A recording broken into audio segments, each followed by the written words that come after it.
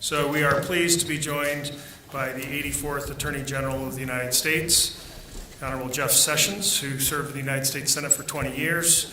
He was born in Selma, Alabama. He brings great passion and experience to the job, and so we are pleased to welcome the Attorney General of the United States, Jeff Sessions.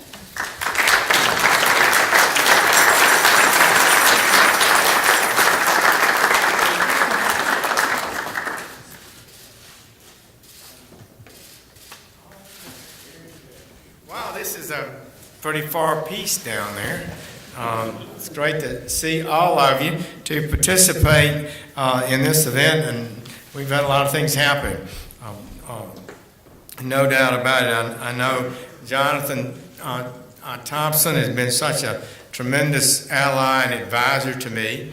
So have you, all of you, and helped us refocus, I believe, the entire law enforcement apparatus on crime and go after the problems of crime in America in a more effective way than we ever have. And I hope we can together feel like we made some historic progress.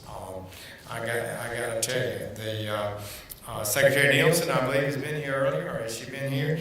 Was with her today, and the President. We talked about a number of issues, including immigration and what we can do at the border. Maybe you've had Mary Daly from our office. Hey, there's see Mary over there. She's been coordinating our opioid efforts. We are determined to do a better job about that than we have. Alan Hansen, OJP grant person. Alan served on my staff, Senator Shelby's staff, and he's an Alabamian and bleeds red and white for the Crimson Tide. It's pathetic, really. I'm telling you. So that's good. Larry Amerson, where's Larry? Okay. You're leaving us after 42 years in law enforcement. I think he is one of our great people in law enforcement. I've known Larry for a long time. He was president of Alabama Sheriff's Association and the National Association. So it's great to see you, and thank you for your service to your country. President Trump is a firm believer in law and order. He boldly declared, "I'm a law and order candidate." You remember that? Well, I know he means that, because he's pushing constantly to see if we can do better. And he always appreciates the influence of the 85% of people in law enforcement that are state and local officers, not federal. And so we know that if you're going to do something about crime, as I've shared with you before, and your goal is to achieve the President's executive order to us, which is to reduce crime in America, you know we can't do it without you. We know that. And particularly our sheriffs have such a historic office, such a close connection with the people you represent. And so we respect you and what you do, and we want to be supportive, not directive and bossy. We want to be supportive of you to try to maximize what you do and maybe carry it interstate, internationally, the cases that you work. And that partnership, to me, has always been the way to move forward. You've been talking about drugs, and particularly opioids. The country is beginning to understand the seriousness of it. I'm convinced of that. I've been to 40 United States Attorney's offices all over the country. The message is pretty much the same wherever you go. People are really worried about it, but I still don't know that people understand that instead of our life expectancy in America going up, it started going down, and the entire decline is a result of overdose deaths. The leading cause of death in America for persons under 50 is opioid overdose. So these are dramatic numbers that mean that we've got to get our head on straight. 64,000 died in 2016 as a result of overdose deaths. 42,000 of those were opioids, mostly heroin and fentanyl. And fentanyl, as you know, is the killer, the driving force behind the deaths, and it's a threat to the country, no doubt about it. So we're moving. The Congress gave us some additional money. DEA will be able to hire some more people. They've already stepped up their task forces around the country. We're excited about that. We're meeting with Rob Patterson a couple of weeks ago now, and we talked about now. We got a little extra money, but just to go through the normal DEA classes, we're talking about years getting any real numbers on board. How can we do it sooner? So we talked about three things. We talked about the ability that we have in DEA to, and I think the other federal agencies, to extend people from the retirement age of 57 to 60. Why not see how many people we can keep? That's like a new, well-trained, experienced person on the job. We talked about task forces, how we could do better about that. We talked about if you retired as a federal investigator, you can come back in the future for 20 hours a week. Maybe that would be pretty good. I think that'd be kind of fun, work 20 hours a week, go see your grandchildren when you want to. But I think, that's an experienced, talented person you could bring on. And we're going to, maybe since the president has declared the opioid crisis an emergency, a national health emergency, we might be able to get off the personnel management to let people work more than 20 hours. And then thirdly, we're looking at the possibility of contracting with retired state narcotics officers, retired deputies, maybe people of real experience who've done this work for a lot of years, to come right on in and go to work. And yes, we want to step up our DEA classes and bring on new agents for the future, but right now we want to reverse this trend. We don't want it out there continuing to go up before we get a handle on it. Some people seem to think that it's not reversible. Some people seem to think it's like the tides that rise and fall and nothing much we can do about it. I know that's not true. I have seen, and you have seen, neighborhoods where violence and drugs are out there, and coordinated, effective law enforcement makes those neighborhoods safer. And it doesn't take 10 years to do it. Whole cities have reduced their crime rate by effective policing and our sheriffs working together on that. So I'm really excited about it. We are going to make progress. We are not going to let these trends to continue. But the challenges are real on the drug side. Think about this. Since the Colombians did a fantastic job in beating what I once called the godless, communist, dope-dealing FARC, those people, horrible people, they finally beat them and actually signed a peace agreement with them and defeated them. It was a great thing for Colombia. However, they quit spraying cocaine. The cocoa leaf in Colombia. It looks like now we've seen a threefold increase in cocoa production in Colombia, resulting in more cocaine at lower prices coming into the country. We know that meth labs are basically in Mexico have basically just produced all the meth anybody could ever consume in the United States. If they could sell twice as much, they could produce twice as much. You almost have so little meth laboratory work in the United States, they just import it for the most part. We've got to have better support from Mexico. We've got to take more cases back from your cities and your areas up the line until we identify and hurt these people. Fentanyl is, as you know, produced in China, and the precursor chemicals, many of them are from China, but and we've talked to them, and we've indicted a group of them. And I was in North Dakota, that group up there, the U.S. Attorney, Chris Myers and team. They took a death, an overdose death, in Fargo, North Dakota, or nearby Fargo, and took it all the way and ended up in Canada, Florida, and China, and indicted a bunch of people. Whether we'll extradite them or not, we want them to know we're coming after you, and you don't get to come here. laboratory operators in China. Fentanyl is a big threat. We are preparing and worried about China, Mexico creating labs. I'm told it's not that complicated to make fentanyl. So if you can make meth, you can probably make fentanyl. So we might expect that to be a problem. In heroin production, the poppy is up in Mexico. They projected a lot of progress spraying Mexico, but I'm afraid it's not keeping up with the increase. I don't think that's been as successful as some have thought. So those are the challenges that we face. Fundamentally, our view is to energize our partnerships. Our fundamental crime plan is what we call Project Safe Neighborhoods.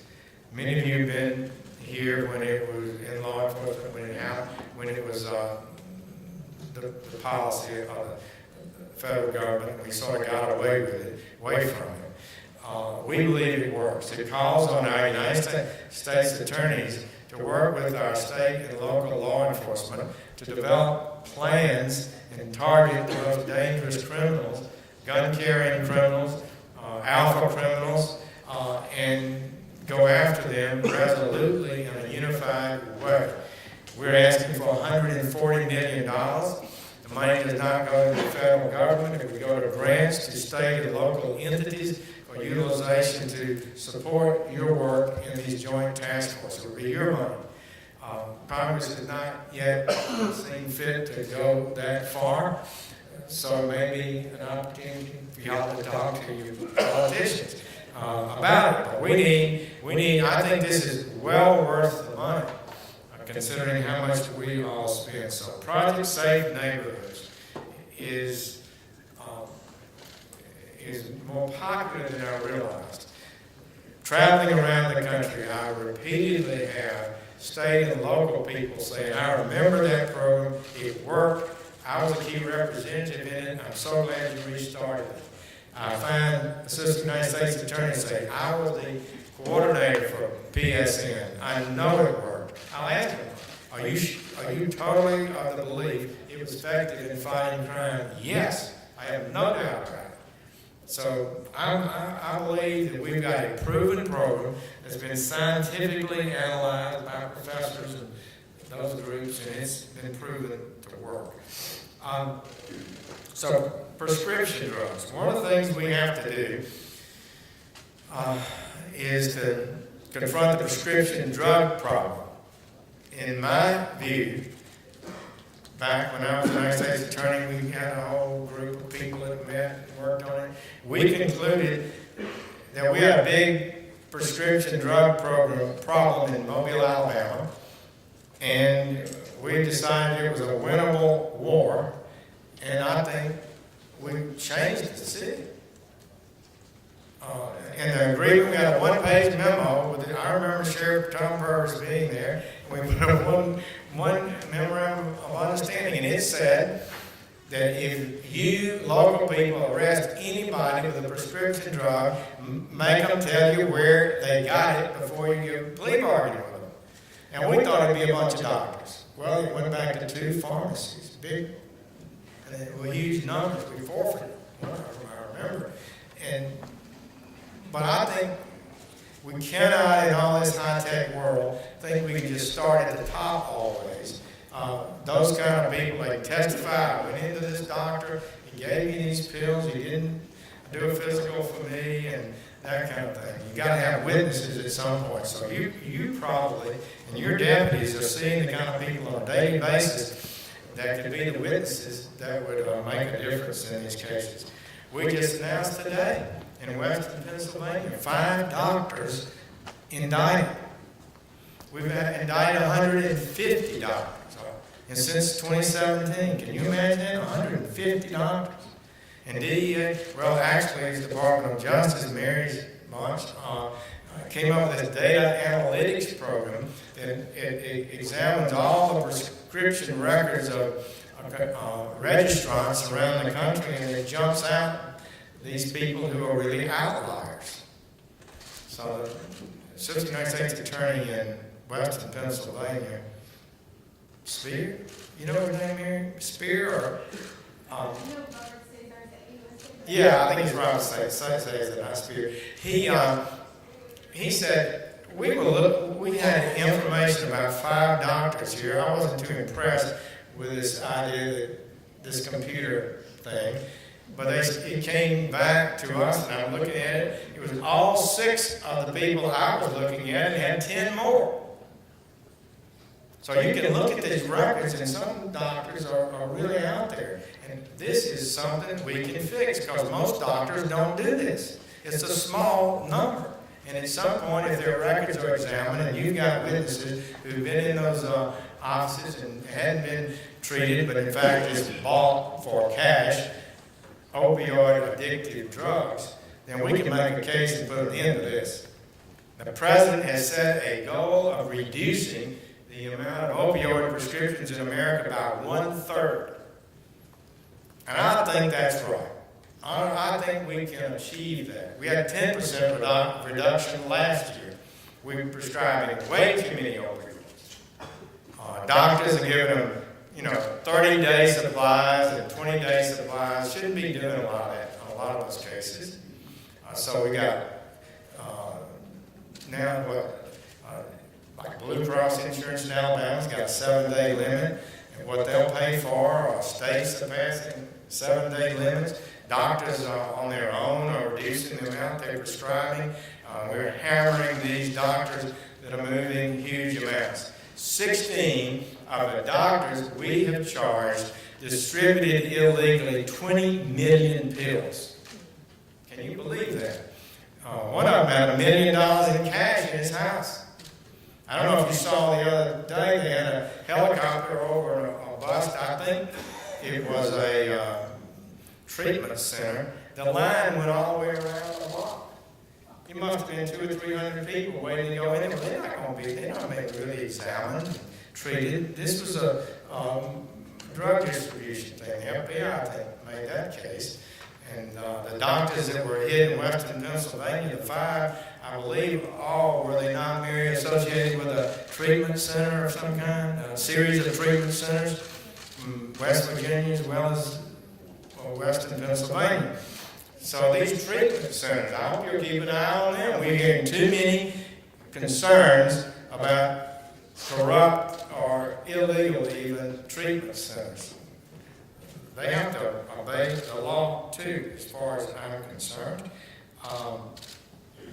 The OCDF program, Organized Crime Drug Enforcement Task Force, I'm so old, I was president when it was created. I was United States Attorney when it was created. 6,500 people were indicted last year on opioid-related matters. So we're working on that.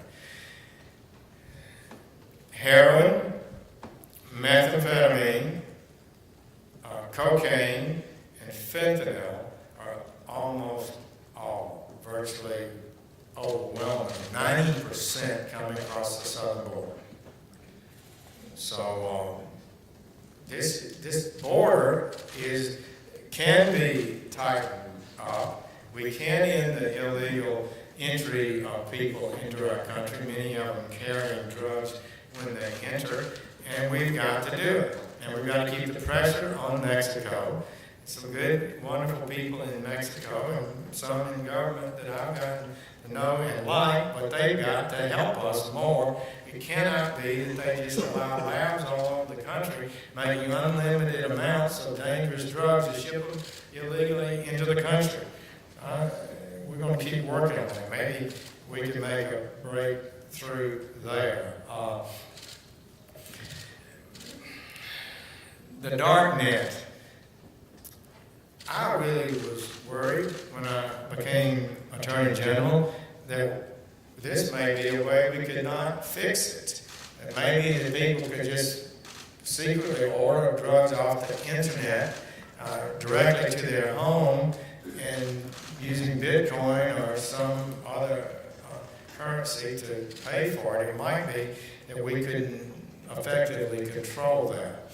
But the FBI has proven with the Silk Road takedown and then the even larger Alpha Bay takedown that we can identify those sites and stop them. Alpha Bay had 200,000 drug listings on this site.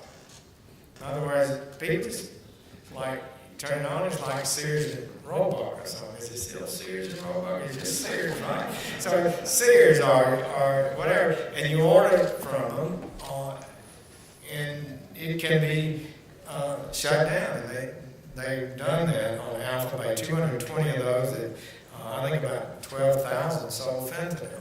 They sell guns and other stuff too on those sites. So they call it J-Code, Joint Criminal Opioid Darknet Enforcement Team. They've doubled the numbers. I think we have 50 or more agents who are specializing just in identifying these sites and taking them down. And this last bunch, they actually went out and arrested a number of people and scared to death a lot of them. We may not have a case on them, but they went out and showed them the badge and told them, you know, we're looking at you. So I thought that had some. We've got a civil litigation team. We call it the PIL Task Force, and they will sue companies and distributors who are violating the rules. So I mentioned at the border the need for drug enforcement to do a better job, but American people want rightly a legal system of immigration. We admit 1.1 million every year to legal permanent residents in this country. Within 5 years, they can become a U.S. citizen. No country in the world comes close to those kind of numbers to permanent legal residents. Plus, we have hundreds of thousands that come just to take jobs, low skilled or high skilled or ag workers and all. They come also to work in America. We got hundreds of thousands of students that come, but we don't think people should come unlawfully. And I think American people are correct about this. And we're going to reverse this trend. So I announced yesterday that we were going to increase by 50% the number of immigration judges at the border. We sent 35, we've authorized 35 new assistant United States attorneys and U.S. attorneys in just the border offices, and we're going to prosecute those cases. If you come into the country unlawfully, the first offense is a misdemeanor, and you will be charged. And if you re-enter, it's a felony, and you will be required to be prosecuted, and you'll have a felony conviction and more time in jail. And if you use false documents, you'll be charged with that. If you bring in drugs with it, you'll be charged with that. And this whole sanctuary city matter is not a little thing. It's a big thing. We have such wonderful partnerships with state and local people. You have great partnerships with your fellow sheriffs who have jails and cities all over the country, and people honor detainers, and people are turned over to the next jurisdiction to prosecute whatever charge they might have after you complete your work. And it's just unthinkable to me that cities think that it's wrong to have somebody in the country unlawfully, and then that they refuse to turn them over to the ICE officers for proper disposition for our charges and deportation if necessary. And it's just unthinkable to me. So we're not conceding that. We're going to keep working on that and hopefully make a difference. It's just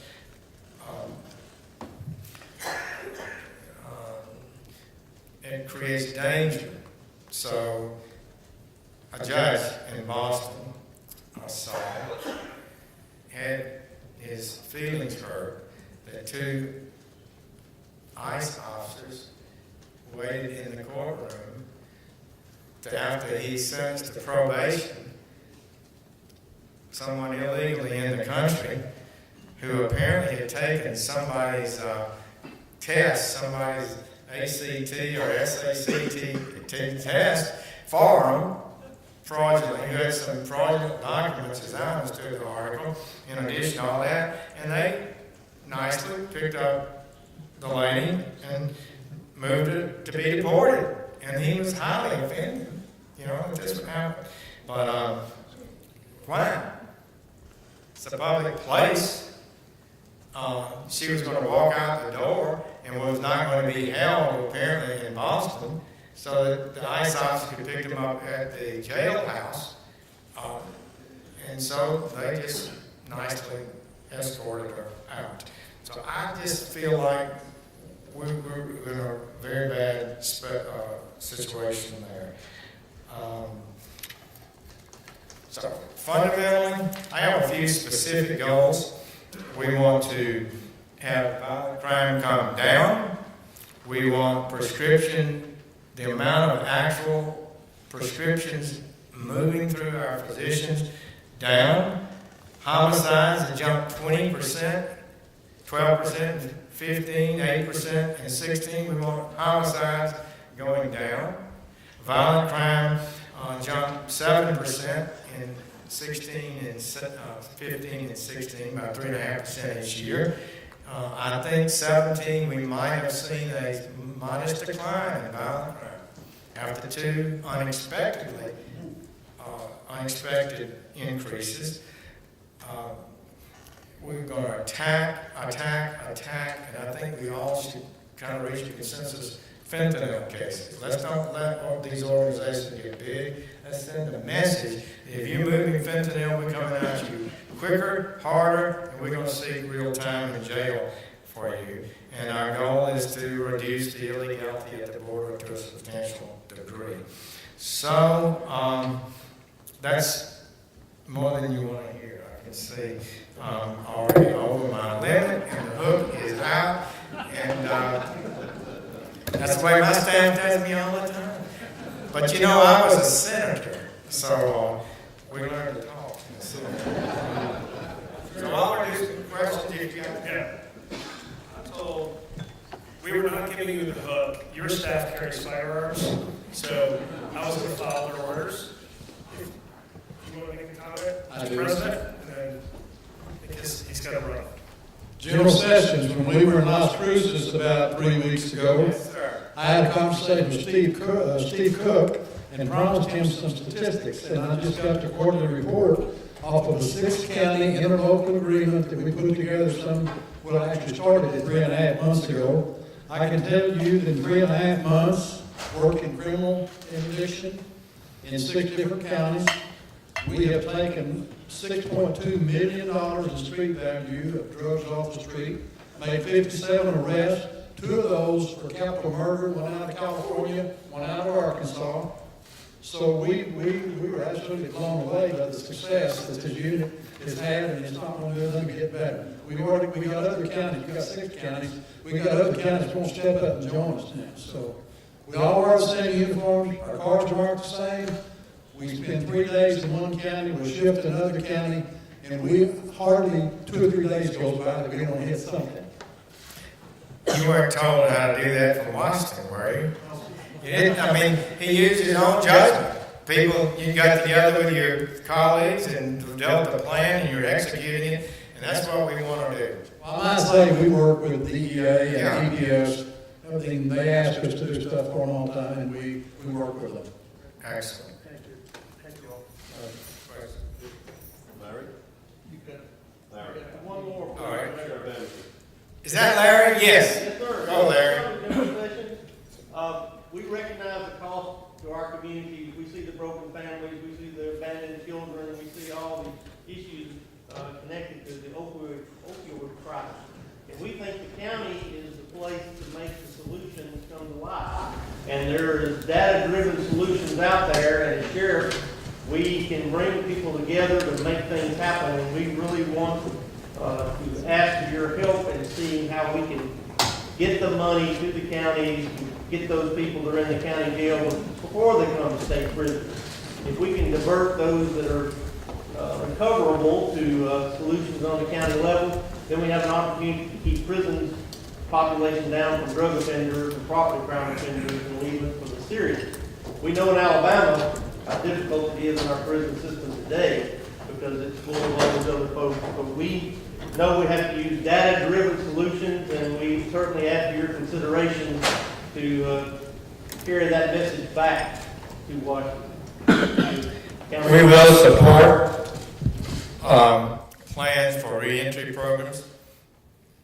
We got an Inspector General report for the federal prison that was not complimentary on how we've been doing reentry programs and how we're spending the money.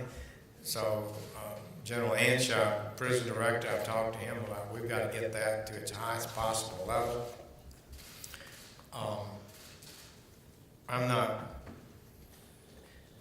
Federal prisons, about 5 years ago, we're 220,000. We're now at 183,000. A 16% drop in total federal prison population. And average federal sentence is down 19%. And it sort of coincided with the increase in crime in America. There are not that many people that will kill you. There are not that many people that will sell fentanyl. There are not that many people that will do an armed robbery. We've got to target the more dangerous people, and so they don't seduce others to join with them in criminal activities. New York, I think, has proven you go after these alpha criminals, you can actually reduce crime. So I think we can, I do think reentry programs can help reduce recidivism, but it's not huge numbers. You'll have to prove me, that it, half or a third. History doesn't show we've been able to get that much improvement, at least on the federal side, where we've got more hardened criminals. And you and the sheriffs are dealing with small-time drug dealers, addicted mothers, all kinds of painful, sad situations that are just horrible to contemplate. And I think on the federal side, we're resisting further reduction in federal sentences, but are supporting reentry programs that are proven to work. We need it across the board. There's some great programs out there. Middlesex County, Massachusetts has a great one, and they're data-driven, and they're scalable to whatever size county you have. So the rural counties can get help, and the more urban counties can do that. So we think the county level is an appropriate way to do it. Attorney General, just I know your time is leading. The point that we're trying to make is that there's about 1.5 million prisoners that are admitted to state prison. Never mind federal prison. There's about 11 million prisoners that are admitted to sheriff's jails. We have the opportunity to touch their lives. It's probably driven by mental health and substance use. If the monies from the federal government make it more down to sheriffs as opposed to being diluted and misdirected through states, we know our communities better. We're collaborators. We can actually put in some evidence-based, data-driven programs that can actually reduce recidivism, make our communities safer and stronger. And it's something we're very committed to doing. So that's, I think, what Larry's trying to say there. And thank you for your leadership on that. So there's so many smaller people that we're touching the lives in, and you may not see it at the federal level. We understand that, but these people cycle in and cycle out and cycle in and cycle out. If we can help them out, we can really do a lot for our communities. Yeah. And help out the victims while you're at it. I hear you. So the money directly to Yes, sir. Yeah. the county level would be your choice. Competitive process. Doing great. No, we don't want just money to go directly, but to be tested, to be vetted. Yeah. BJA is doing a great job with that, but many times it goes to the states, and for the states, their state prison system will take a large chunk of it because it helps their bottom line. Some of it comes down, but then the public health departments will say it should be spent this way or that way, and we can't do what we need to be able to do for prevention and intervention programs, child welfare programs, all these other things that we can do. We're equipped to do, but we can't get the resources to be able to do them, especially when you get down to some of the more rural counties where you just have small jails and smaller populations. They don't have any resources to help those populations. So it's really about the rural ones quite strongly as well, sir. Thank you. I've always liked the drug courts. Many of you have drug courts, if you raise your hand. I think that's a good thing, particularly for people with addictions, if not horrible criminal records that could be monitored closely and allowed to stay at home with their family. We can do a lot more than drug court, sir. Well, you keep at it, and if you can prove that dramatic reductions, you got my support. All right, thank you, sir. You'll have to prove it. I'll look at that. Take care.